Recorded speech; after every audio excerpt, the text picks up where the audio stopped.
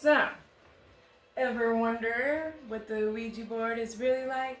Does it conjure evil demons and have to speak? It doesn't help me speak, but maybe it helps someone else speak to the dead. Where did it all begin, and how do Ouija boards fit into today? Stick with me. This is Screams for You, and I'm V. So, turn down those lights and lock those doors. Here's a scream you can't ignore. So, the Ouija board is the brand name, but there have been talking boards for centuries and centuries. They believe it started in ancient China, where they would use like sticks to do like automatic writing in the sand. But talking boards really started coming into play with the Fox sisters. Now, if you know anything about paranormal history, I am sure you have heard about the Fox sisters. And they were pretty much taking advantage of the spiritual revolution and were scamming people by making tables shake and having knocking noises all around, and then they would go out with their talking boards. Now, when the talking board got patent, they didn't really want to patent it, and the guy just kept telling them, no, it doesn't work, it's just a trick. And in order to win the patent, the guy had to ask the Ouija board a question, and the board had to get it right. But the question was, what's my name? Even back in the day, I'm sure you're going to meet somebody, you're going to know the dude's name. So, I don't put a lot of stock on that, but that is how the patent for the Ouija board came about. Now, this guy who did all this and went and got the patent. So, the guy who created the brand Ouija board was said to play with it quite often, and it advised him to build a factory. So, your business is going to be successful. Yes, you need to build a factory. Yes, encouraged him, some say, to build this factory. And why people say this is evil is because he later died in the factory. Did the Ouija board make him build the factory in order for him to die in it? I don't even know really what to say to that. So we'll leave it at that. It says that the Ouija board named itself when asked what its name was. It said Ouija. Some think it misspelled a woman's name who was Ouida or something like that. Something close to that. I don't know how to pronounce it correctly. Sorry. So all this seems to be taking effect, around wartime, like all of it does, right? In times of people being scared, depression, poverty. I've said it in a few of my other videos. That's just, when this stuff really seems to amp up. And people's beliefs and fears, there's a lot going on. Make this video so it doesn't happen to us today. Which is crazy, because maybe it does.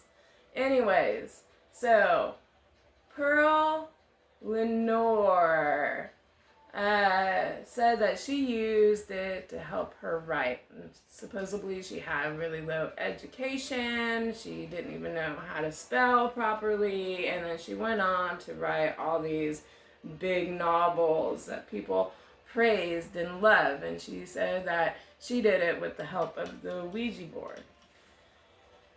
Now this is a tale of horror and just, I don't even know how to say it. Okay, it's not very good. Lots of deception. So this woman dies. She's beaten to death in the head with a hammer when she answers her door at home.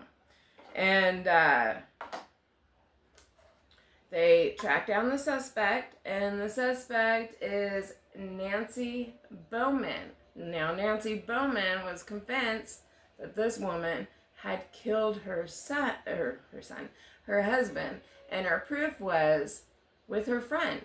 And her friend, Lila Jameson, was the one that she would go to for spiritual healing. They were in the Seneca tribe, and she used the Ouija board to talk to this woman's dead husband. I know, it gets a little confusing. Hang with me. Okay.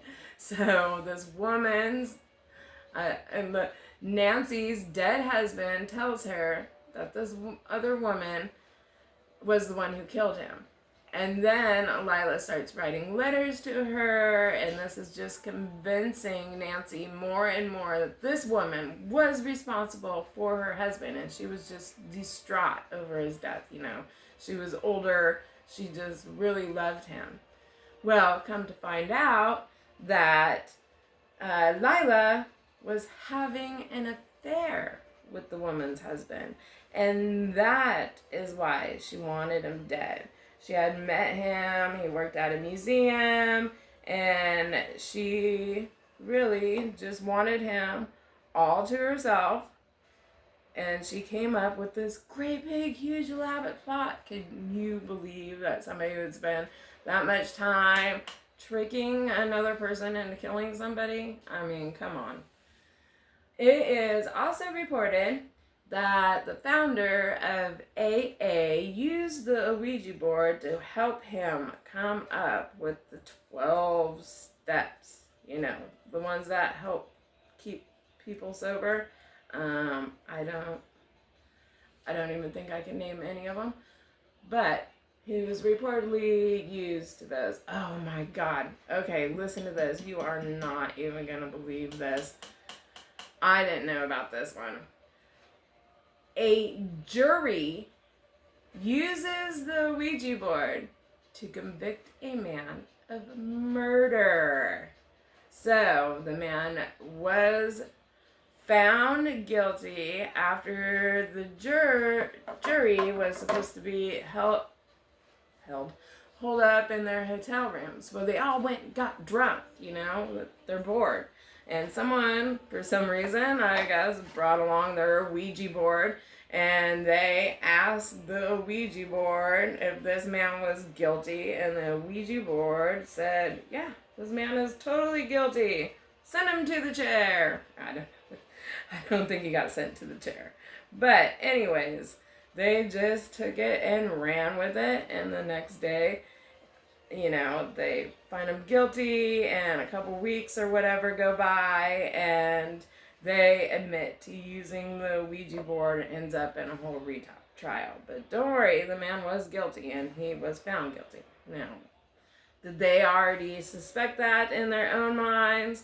They're just feeling guilty for some reason of having to find him guilty in this trial? I don't know. Was it mom like staring at them while they're trying to make a decision? I don't know. I mean, that's what I think. They were just using it to ease their guilt about something, and they already knew he was guilty. We got just a couple more stories. Alright, how did the Ouija board get this evil persona? Like anything else we've discussed, a lot of it comes from writings and books, or people have lied about things. Well, this mainly became a big thing when The Exorcist came out. And there was a demon that, I mean, have you ever seen The Exorcist? If you're on this channel, I hope you've seen The Exorcist.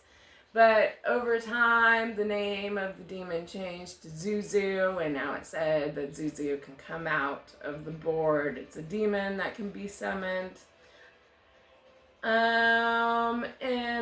last one, Paul Carroll and his wife use an Ouija board. The next day, he's really sus about his dog. Now, he thinks there is something evil about that thing. An evil spirit must have went into him when they were playing the Ouija board. So, he drowns the dog and, cuts him up and throws him in a ditch. Well, the dumbass didn't take out the tracking chip back of the dog's neck, and they got caught and convicted. But it's also said that they may be a little low on the learning side, so that might have had a little something to help poke at those fears. So the Ouija board is up to you to decide if it's evil or a game. I haven't found, like anything else, any real stories that connect anything evil. The Ouija board? Yes, of course. Lots of times. I don't think I'm possessed by the devil, and I don't go around, claiming to know the future or murdering people. I think it's how you want to take it. How does the Ouija board fit into today's culture? I think it's looked at as more of a game, although there are reportedly a lot more sales of the Ouija board these days than ever before. Now, is that just because of population, or is it because it's one of those times where the world is uncertain and we're looking for answers? You want more about anything on the Ouija board? I'm sure I have a few spooky stories that will be coming up in a couple more episodes. But stick around, because next we're going to be talking about witches. So, have a creepy night.